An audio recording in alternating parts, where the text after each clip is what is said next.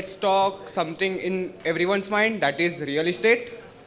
અરે આ તો આપણા ગુજરાતીઓનો ફેવરેટ ટોપિક છે. અરે ટોપિક તો બધાનું ફેવરેટ છે, પણ તને એની ડાર્ક સાઈડ ખબર છે?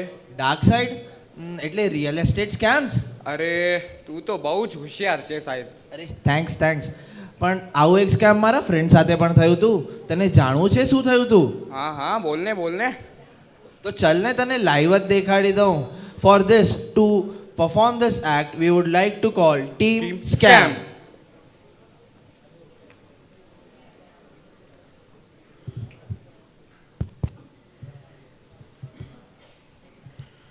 सब लोग कहते हैं कि भारत का इंफ्रास्ट्रक्चर बहुत तेजी से बढ़ रहा है, तो चलिए देखते हैं एक शातिर व्यापारी इसका क्या फायदा उठाता है और इस सफर में हमें क्या क्या देखने को मिलता है.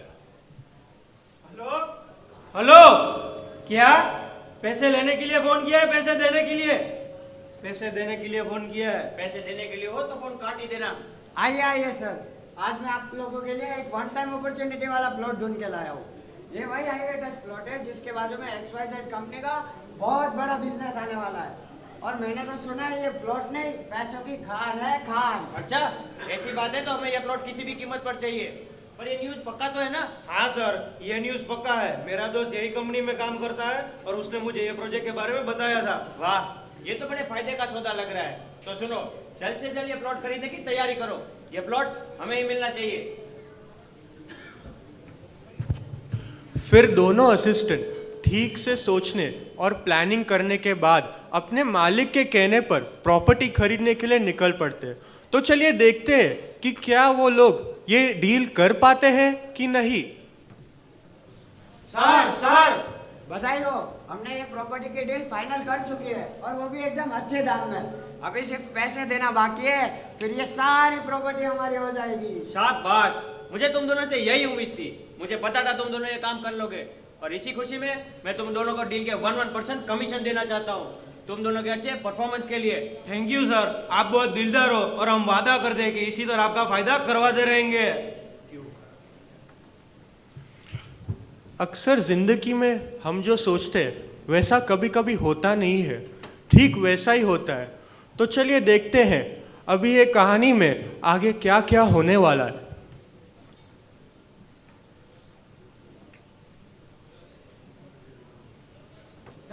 सर एक बहुत बड़ी गड़बड़ हो चुकी है. क्या हुआ? इतना काम क्यों रहे हो? सर बात ही कुछ ऐसी है, हमारे बाजू में जो XYZ कंपनी का प्रोजेक्ट आने वाला था वो कैंसिल हो गया है और मुझे लगता है कि हमें बड़ा नुकसान भी हो सकता है. क्या बकवास कर रहे हो? इस चीज का तो तुम्हें पहले से पता लगना चाहिए था ना. और सर इसके बारे में मैंने पहले से ही पता लगाया था और गवर्नमेंट के साथ की प्रॉब्लम की वजह से मुझे लगता है कि XYZ कंपनी का प्रोजेक्ट कैंसिल हो गया है.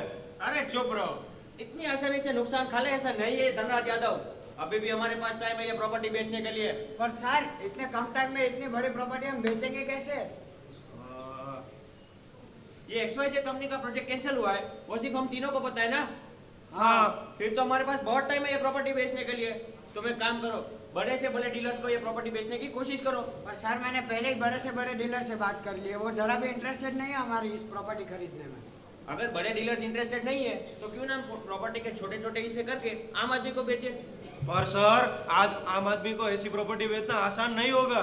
ऐसे छोटे छोटी प्रॉपर्टी हमसे वो क्यों खरीदेंगे? अरे माना मुश्किल है, पर हम थोड़ी झूठ और थोड़ी लालच देके आसानी से ये प्रॉपर्टी बेच देंगे. हम उन्हें बोलेंगे कि XYZ कंपनी का बहुत बड़ा प्रोजेक्ट आने वाला है और हम आम आदमियों से इंस्टॉलमेंट में पैसे लेंगे ताकि उनको हमारी बात पे भरोसा हो. वाह सर वाह, ऐसे तो हम लालच देके पूरी प्रॉपर्टी बेच सकते हैं.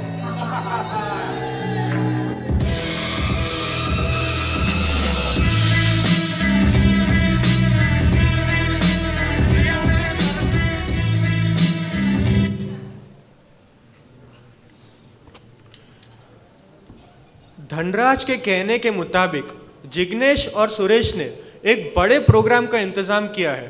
तो चलिए देखते हैं ये प्रोग्राम में क्या क्या होता है.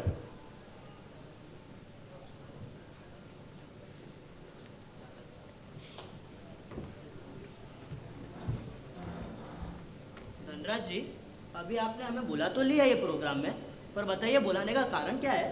मैंने आप सबको एक खास बात के लिए बुलाया है. मैं आप सब लोगों को कमाने का एक सुनहरा मौका देना चाहता हूँ. अच्छा, ऐसा कौन सा सुनहरा मौका है?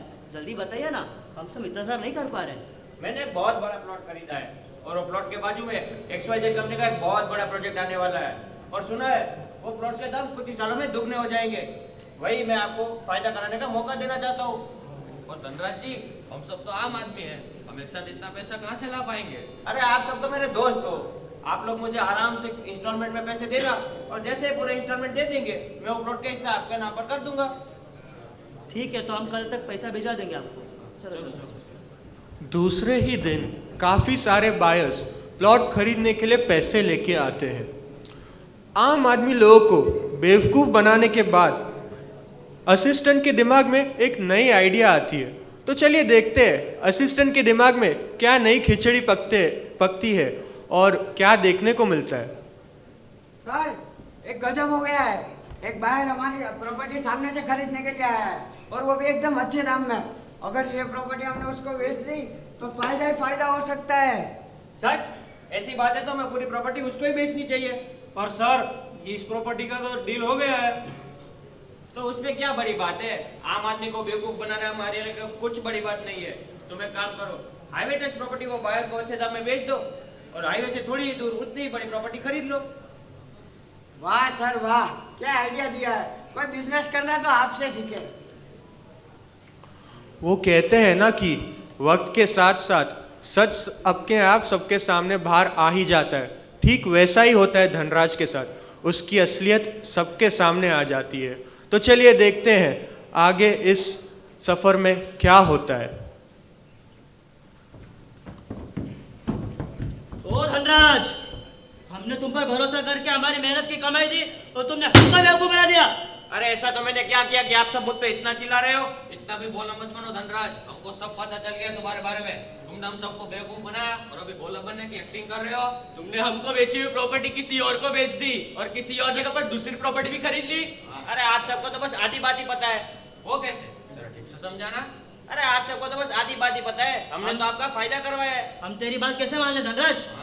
मैं आपको उस जगह के पेपर्स भी दिखाऊंगा और आपके नाम पे कागजात भी बनवा दूंगा। बल्कि आपके नाम पे कागजात बनवाने की प्रोसेस तो मैंने चालू भी कर दी है।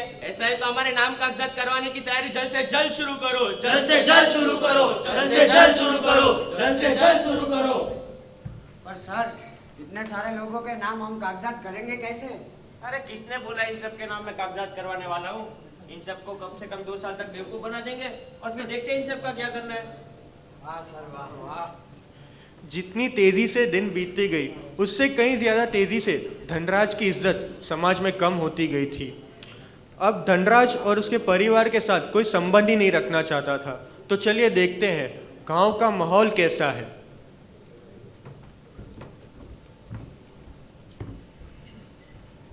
हमें धनराज के खिलाफ कुछ करना चाहिए।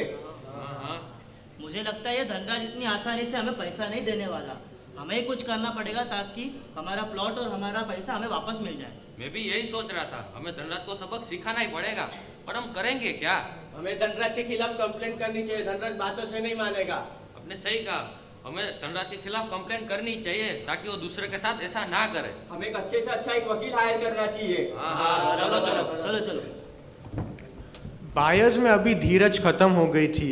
सारे बायर्स ने मिलके एक बड़े लॉयर को हायर किया और धनराज के खिलाफ केस भी फाइल कर दिया। तो चलिए देखते हैं अब आगे क्या होता है।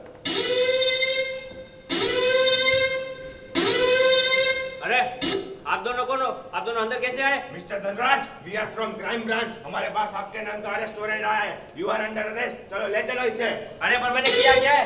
आप सब मुझे अरेस्ट क्यों कर रहे हो? अरे जब तुझे सब ससुराल जाके पता चल जाएगा। आखिरकार धनराज को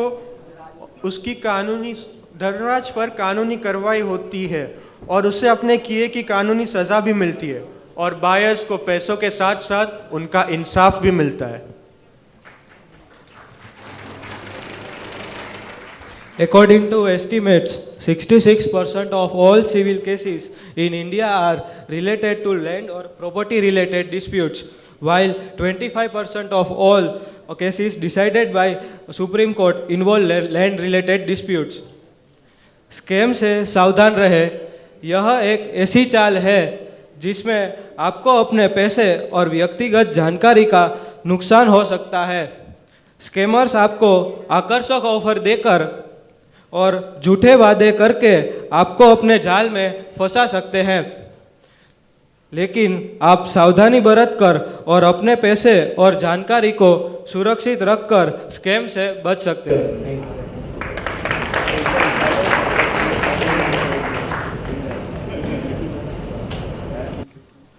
Thank you, Team Scam. This act was written and directed by Neil Ved and narrated by Viraj Rai Ganga. And the performance are I would like to call everyone on the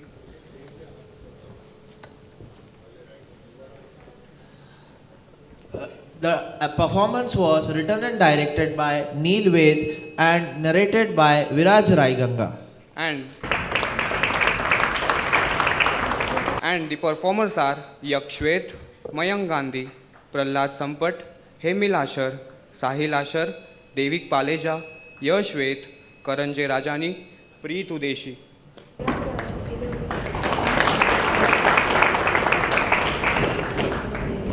Yeah, and actually it was an eye-opening performance. Indeed, bro.